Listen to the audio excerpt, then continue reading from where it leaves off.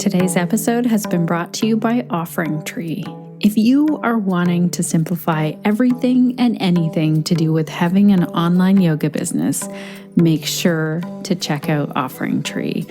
I use and love their software, and I tell yoga teachers about it all the time.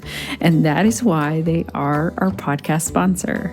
Your students can easily register, pay, fill out their waiver form, and get the Zoom link or an email confirmation from you all automatically, so you do not have to think about it when you're using OfferingTree. Visit offeringtree.com/Shannon for a special discount just for you, dear listener. Hello and welcome to the Connected Yoga Teacher Podcast. I'm your host, Shannon Crow. I use she, her pronouns. This podcast is being recorded on Anishinaabeg, Odawa, and Mississauga land, also known as the Bruce Peninsula in Ontario, Canada. Before we get into today's episode, I also want to acknowledge that we're going to be talking about yoga. And I want to acknowledge that yoga was taken. The people and the cultures that cared for yoga for a long time were not cared for in that process. We're not honored. And I want to be looking at each and every day as a white yoga teacher from the West. How can I take care of this practice of yoga and honor the lineage and the people and the countries and the culture where it came from? So I'm learning, and I'm just so glad that you're here with me on this journey. We're all learning, no matter where we are in this. And speaking of learning, I'm also a mom of 3. Those are my 3 best teachers, these 3 children who are now young adults. They're not little kids anymore. I'm also a yoga teacher, podcaster, and founder of Pelvic Health Professionals. And this podcast was created for you because I know what it's like to be a yoga teacher dealing with so much each and every week. And I wanted you to have a place where you can feel connected to information and inspiration that will support you as you build your very unique yoga business. One of the things that will help you in this journey as a yoga entrepreneur is self-care. As yoga teachers, we are caregivers in some form or another. We need to take care of ourselves first in this. We know this. We teach this to others. And I know some of you might be thinking, I don't have time for self-care, or I don't like a bubble bath or going to the spa, or self-care just doesn't fit into my schedule or my routine. And this could not be further from the truth. And that's why I'm really excited to share this interview with Jo Bregnard with you. I also know the struggle of trying to fit self-care in. I dealt with this for many years myself as a human walking this planet, as a busy mom and an entrepreneur. And that's why I'm excited that we get to talk about this a little bit more. Jo Bregnard offers self-care for caregivers through online movement and mindfulness classes, retreats in Vermont, and free self-care resources. So Jo became a yoga teacher in 2014 after a personal journey with breast cancer, becoming a caregiver to her husband who dealt with an injury. You're going to hear that in today's episode. And then also while caring for her elderly mother. Through this experience, Jo found ways to incorporate bite-sized self-care practices into her life from the modalities she studied over the years.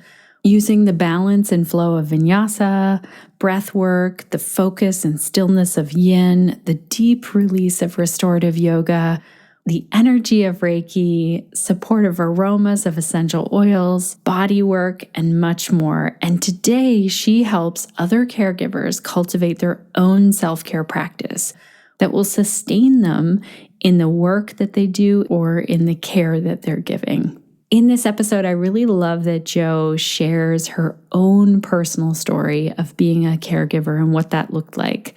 And she shares how things flipped, where she was the one needing care, and the difference between a sprint versus long-term care, how yoga teachers are caregivers as well, And I really appreciate that Jo explains that self-care can look different for different people and how we can find the time for self-care when we can't find a full hour for yoga every single day.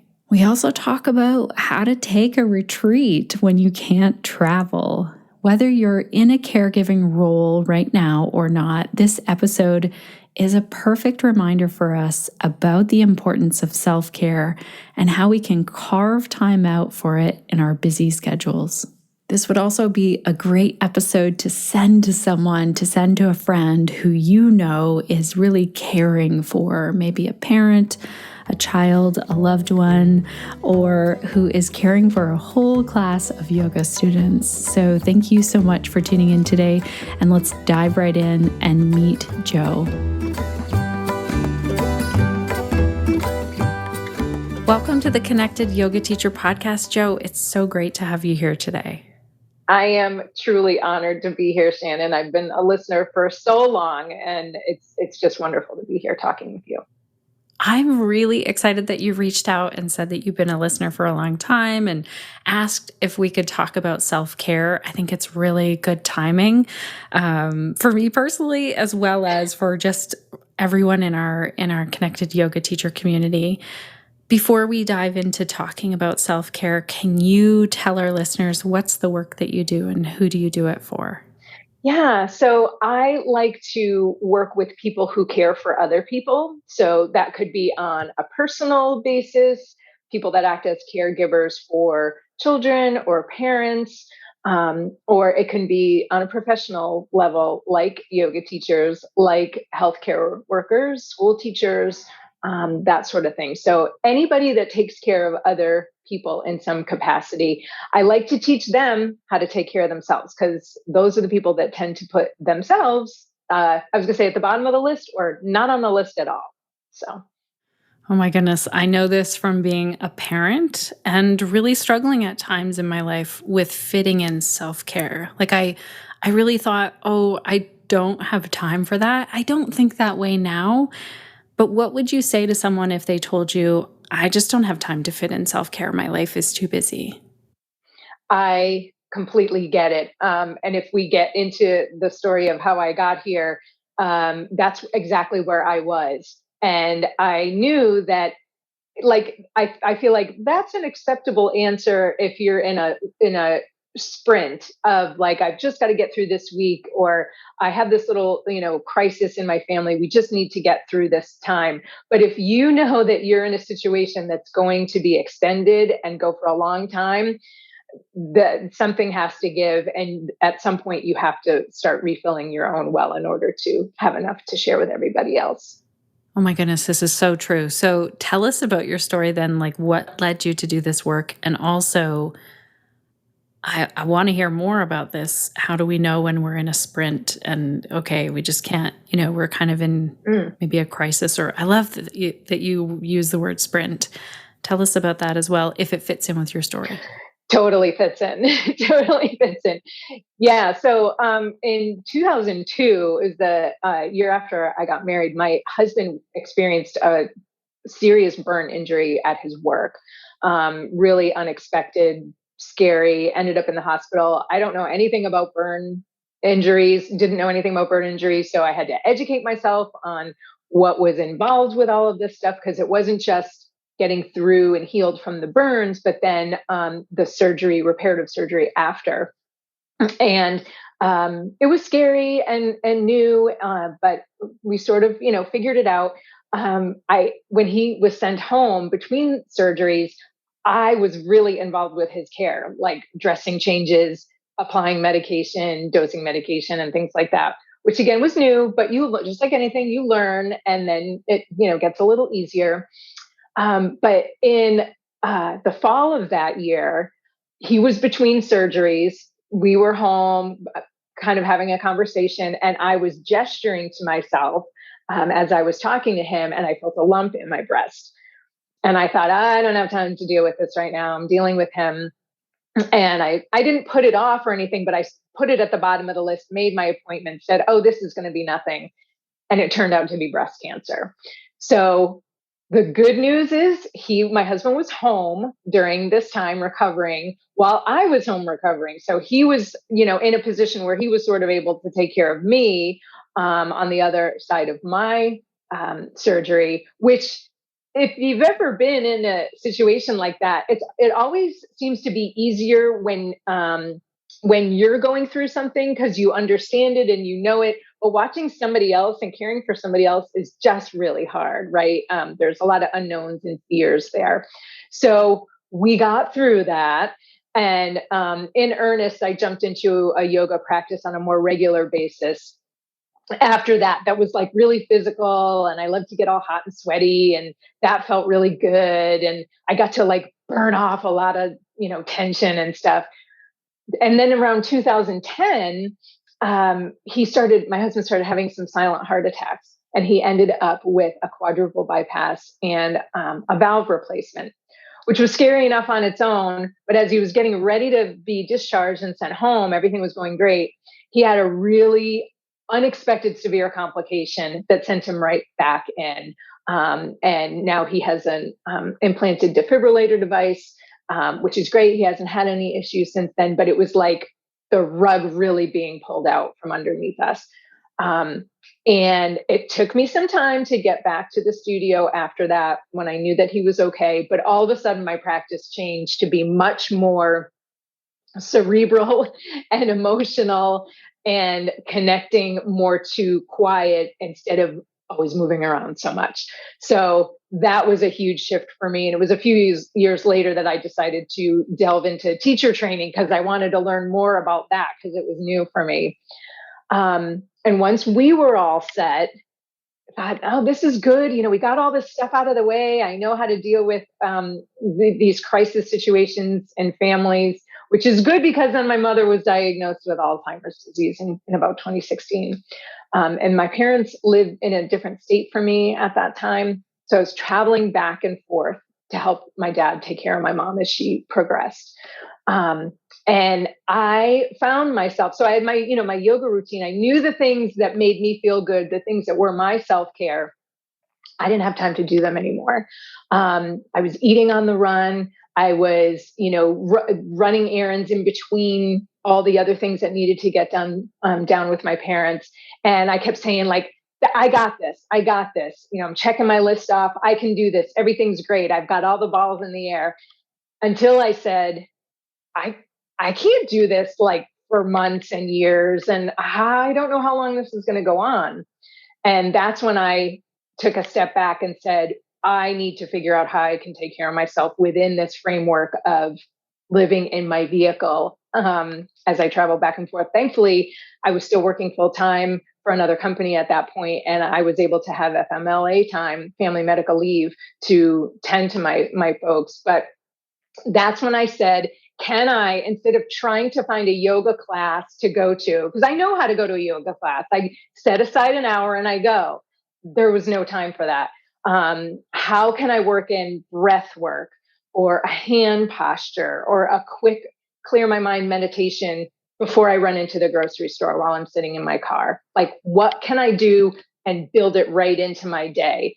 And it worked. I felt, the heaviness get lifted from me. And I felt like I found myself again because I wasn't thinking about me, I was thinking about everybody else during that time. So that's what helped me. And I knew I wanted to share that with people because I saw other people going through the same thing, people that had family members that were having surgery or long-term conditions. And these people were just riding themselves into the ground as well. And I wanted to be able to help them. So that's how the whole thing started. Thank you so much for sharing this story. It really roots, listening to it, how you tried many things and had many times where you're in that sprint that, we can only focus on caring, but you still managed to fit it in. And so I'm wondering, was it difficult to let go of, okay, a yoga practice is an hour versus I'm going to do this quick breathing technique in the car? I feel like my inner, shame or guilt or I don't know what, like this isn't really yoga if I'm sitting in my car and I'm just taking a moment to breathe. Did that ever come up? Totally. And the other thing too, because I kept saying, okay, I don't have time for an hour, but when I first wake up in the morning, because I would stay over at my parents, when I first wake up, I'll do a practice, or right before I go to bed. That's perfect because, those are the times it would be like the handoff back to my dad. And, I have time to myself. Well, I'd be exhausted, or I wouldn't be able to get out of bed. I wouldn't be able to go to sleep, or I wouldn't be able to get out of bed. So part of it too was my body going, no, no, no, no, no. Like, I don't have time for this. You need rest because you're not even getting rest. So, let my body sort of saying, let me show you, like, start with smaller bites. Don't take on this big bite of trying to, because that's the other thing too, trying to find a class and schedule it in, because at that time before the pandemic, um, finding a studio, finding one that is going to time out with when I might be in the location of where the studio is. There were just too many different things that had to line up for it to work. So instead of me trying to fit into that model, can I take that and fit it into what's going to work for me? And that's why it was like, okay, it's either this or I do nothing and I keep on this schedule that is not refilling me at all. Can you talk to us a bit about the importance of refilling? Because I feel like anyone I've ever talked to has gotten to the point where they're like, okay, my tank is empty. But a lot of the time when we're caregivers, we just keep going thinking, this isn't about me. Is there anything that helped you to really solidify that practice of, I need to fill back up? Yeah, I think it came down to little things like, as I mentioned, like my checking off my list, and how I think as a caregiver and like as a parent, this is a big thing too. Like, I'm getting it all done. Like, I got this. Look at me go. And I would be doing that. And for example, like the grocery store, I'd come out and I'd go, yeah, I did it. I did the grocery store. I forgot three things. Or, I visited my mom. I took care of my mom and I did all this stuff. And then at the end of the day, I'd go, geez, I didn't, I meant to check her feet. I haven't looked at her feet in so long. So like I would be missing huge pieces of the caregiving task list because I wasn't present, because I was just go, go, go, go, go.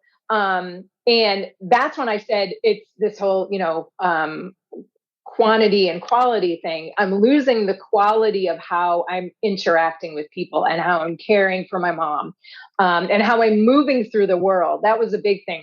Time was going by, seasons were changing, and I didn't even know what was going on. I mean, I was in my car and I was driving, so I should have been seeing, but the only way I really knew it was whether or not I had my headlights on. Like, am I turning my headlights on as soon as I get in the car, or, is it later in the drive? And, seasons would be ticking by and I'm just missing all of what's going on around me because I was not, I would want to say I'm so focused, but really I was focused on nothing. I was just like spinning and a lot of it. That is such a good example of sort of not even being present, just going through the motions of that drive. And your mind was probably in so many places. So if our connected yoga teacher listeners are feeling that way, which, let's be honest, I think yoga teachers are really supporting a lot of people in their community and caring, even if they're not caring for children or parents or pets or loved ones in some way. I feel like most yoga teachers are sort of like a continuous caregiver. What would you say to someone who really wants to build that self-care practice but is struggling? It's the thing that probably none of us want to hear, and that's, can you just slow down just a little bit and get quiet? My and I can put myself right back in the car because I had such a routine with the places I would stop. And I would barely put the car into park and I'd already be out because I knew I had this schedule, right, that I needed to be on. But I would force myself to just sit there and take just one breath. and be like, all right, what am I going to accomplish? Like, what are the things I really need to make sure that I do, as I run this errand? And honestly, just that one breath sort of made it feel like time expanded. Like it was the total opposite of what I thought would happen. Instead of it being like, I don't have time, I'm going to be even later than I am. It sort of made it feel like time expanded a little bit, and it cleared the clouds from my brain a little bit, and I was able to, things sort of fell into place a little better. And I'm using my hands because I would almost see on that movie screen in my brain, okay, here's how the rest of my day is going to line up. And this is okay. I can get to all of this stuff. Or, you know what? This is a little too much for today. And I think this thing is going to have to get moved on to tomorrow, or I'll need to ask for help with this thing, Oh, what a great example. I feel like our yoga teachers could do this, whether if there's something routine in their life, like let's say they hop on to teach on Zoom, or are sitting in their car as they're driving to an appointment or to a class, to really take that moment and think, okay, this will be the time when I work this in. Even like a good example also is like brushing your teeth. Okay, so brushing your teeth is self-care. You decide, all right, I'll take a few breaths before I pack everything away. Exactly. And then, it's that tiny habit to attach it to something else.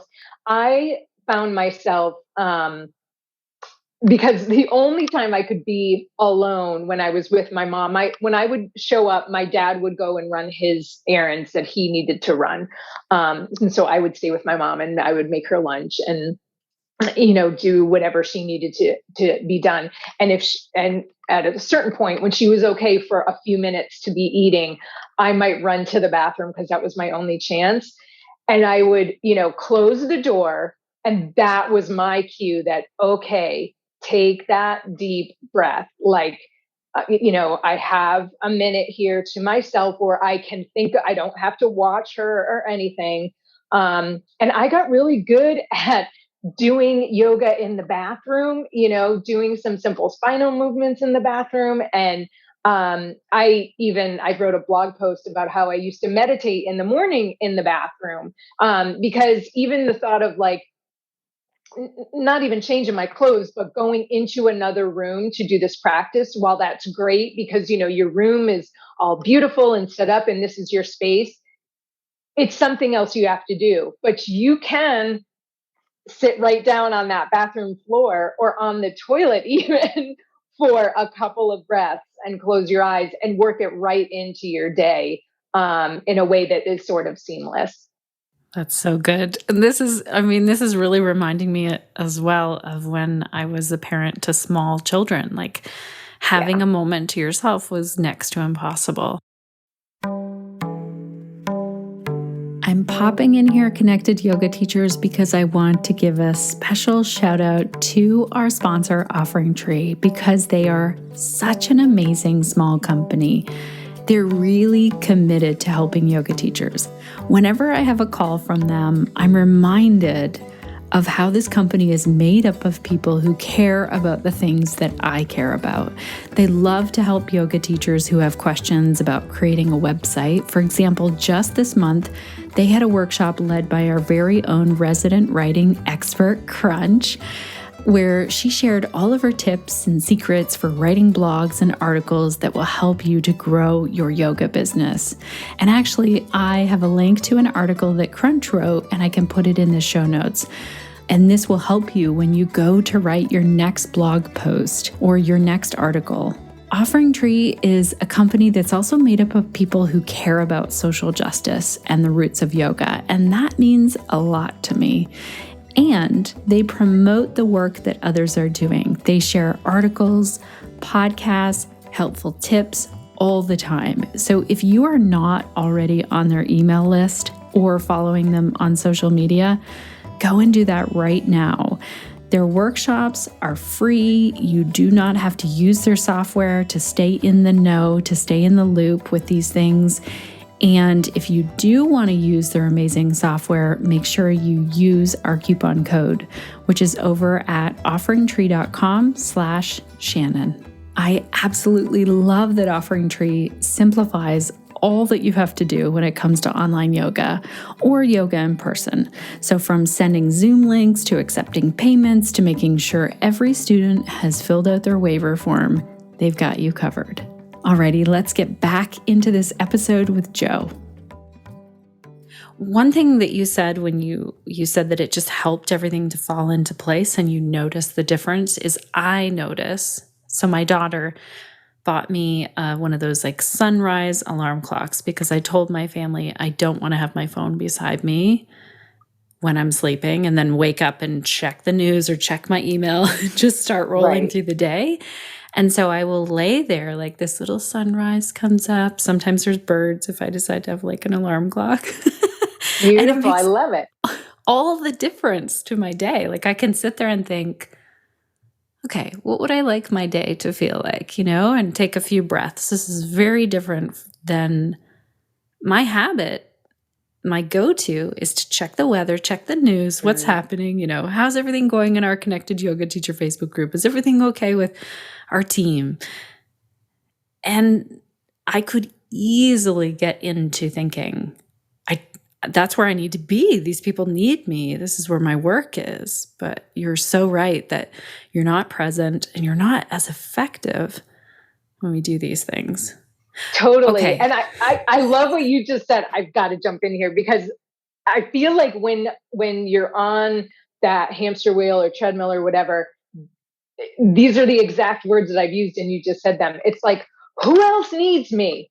I'm here. Who needs me? Like let me hand all the stuff out. And it's like, if you stop and catch yourself doing that, you need that time to receive or for no exchange to be going on, for it to just be quiet. And that's a big thing, especially if you mentioned yoga teachers, especially yoga teachers, because we don't realize how much we're constantly giving of ourselves and handing out.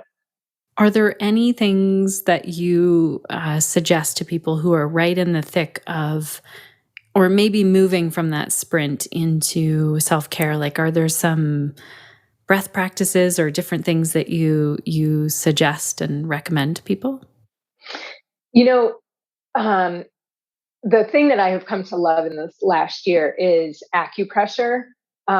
And instead of having it be another thing to learn, and I have to learn the names of the points and where they are, I've come to realize how much our innate body wisdom shows us, because so many of the points, the ones that I love especially, come from where we naturally place our hands anyway. And like this hand to heart is one of my favorite things. We do it in yoga a lot, but there's actually an acupressure point right on your sternum at the center of your chest there, which yes, is connected to your heart, as you can imagine.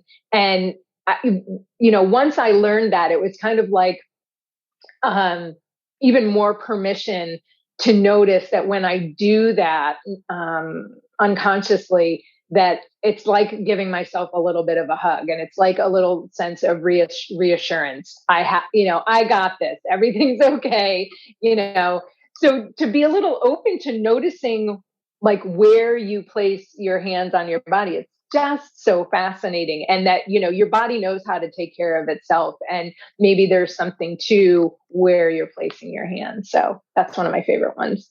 Oh my gosh, I hope our listeners are doing that. I was doing that as I was listening to you, Jo, and I feel like we're in a time right now, before we hit record, you and I were talking about how, our well-being, our mental health, whether we're in the thick of things as a caregiver or running a yoga business or just humans walking this planet, it's a really challenging time.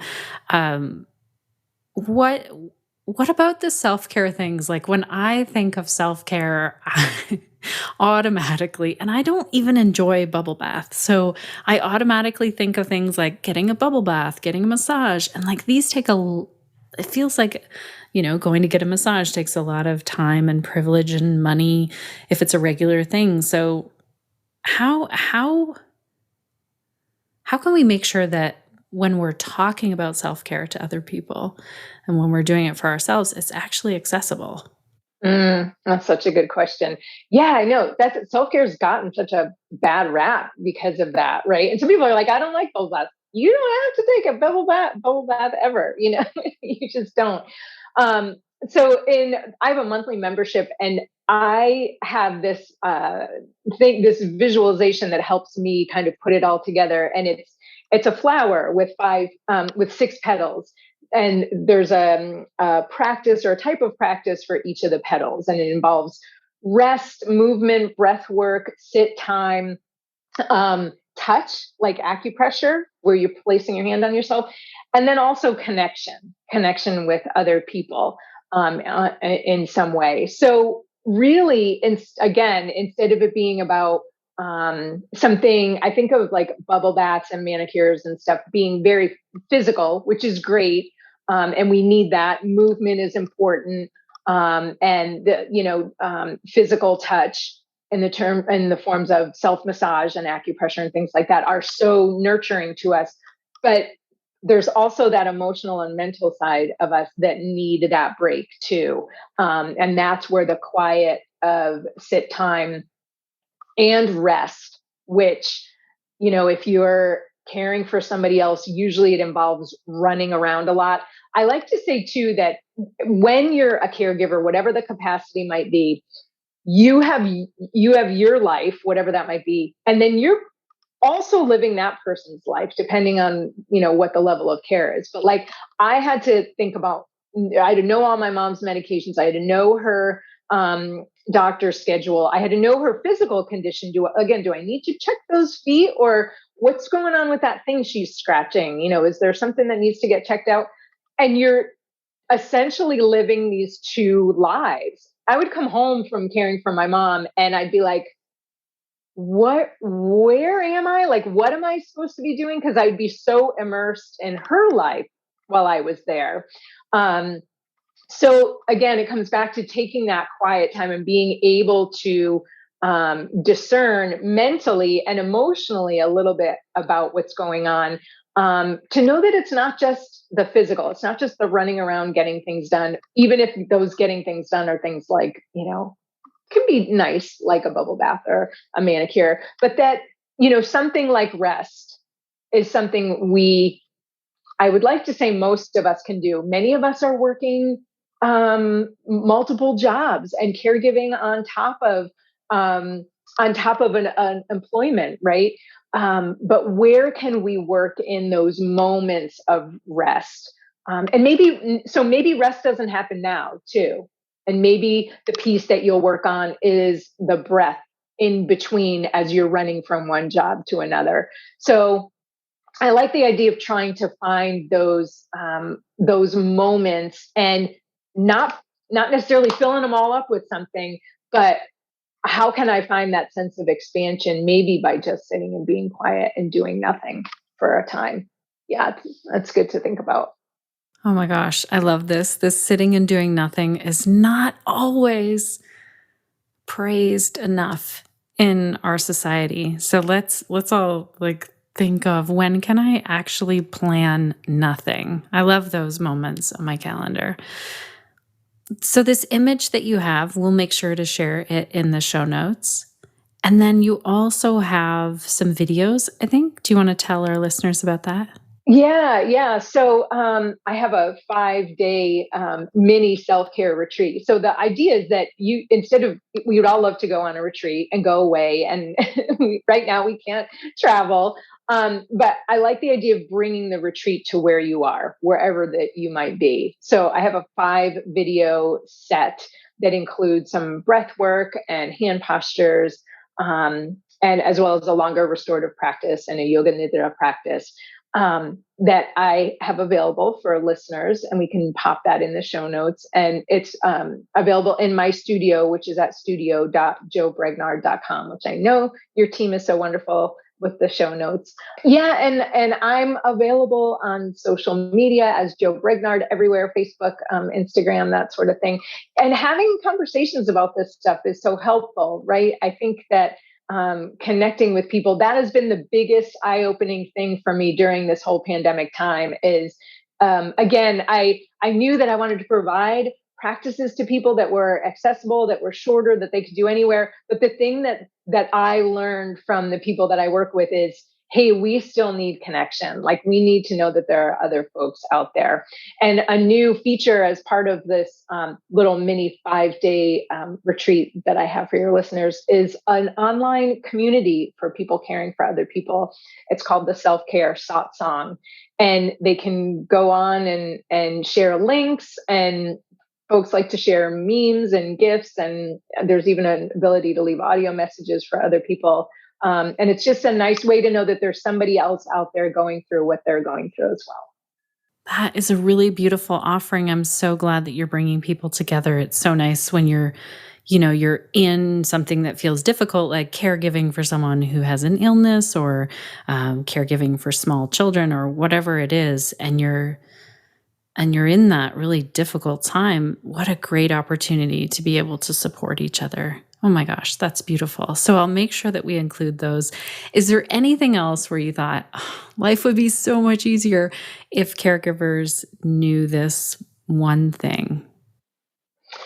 I think just that, like, you have permission to do this. You mentioned the idea that in our culture, it's praised to just keep going and, run yourself into the ground. And that's great. Look at how hard that person is working. And, you have permission for those quiet moments and to slow down and take a look. And you have permission to take care of yourself too. You are part of that group of people that you're caring for, right? You're included. All of your stuff doesn't go out. You're in that community of people that you're caring for. If you're a family caregiver, you're part of the family too. So give yourself that permission, and then give yourself some grace if you also, have trouble with that, and it takes you some time to accept that, because that's a gift that you have to learn how to accept too. That's so good. Thank you so much for all of this today. I'd encourage our listeners, if they have ideas on self-care, they can either leave a voice message and we can try and share it on the podcast. We can chat in the Facebook group, or they can comment in the show notes. I'm really excited because I think this is a conversation that we can have over and over again about self-care. It's really important, and it is the fuel to keep going as a yoga teacher. Thank you, Jo. Thank you, Shannon. This was so wonderful. I appreciate it.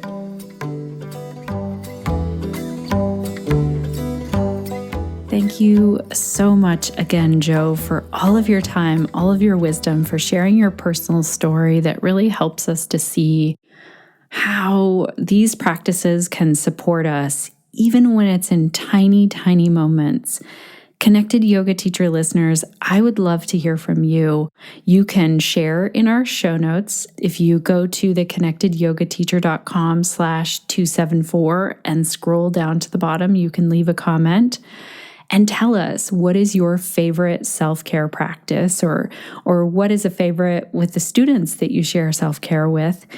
And also, we can continue this conversation in our Facebook group. If you're not already a member, head on over to theconnectedyogateacher.com and look for the join button right on our homepage. And if you have time, if you're not out walking or driving, maybe you can take some time right now as I close out this episode to lie on your back with legs up the wall, or find another place to really sink into a moment of relaxation. If you're out walking, can you find your breath? If you're driving, what would help you to really be very present? Keep your eyes open if you're driving.